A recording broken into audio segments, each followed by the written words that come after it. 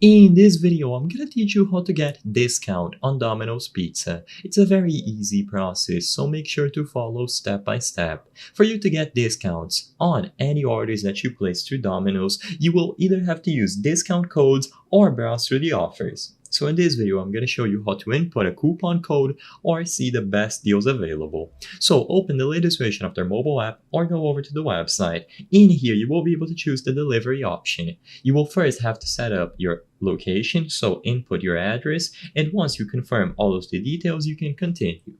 Now, once you get to the menu, you can then browse through the offers. So this is what I recommend if you want to get a discount and the best deal possible for this order. So go to offers always and check to see if they have something available that might be exactly what you need. So for example, if you are ordering multiple pizzas, you might be able to get 2 or more pizzas for a better discount. So as you can see on this one, 2 or more New Yorker pizzas and the price is going to be lower. So all that you have to do in this page is browse through these offers. If you find something that you like, you can just add the offer to your cart and you will have to add the specific items of that offer. So as you can see, add items to this coupon.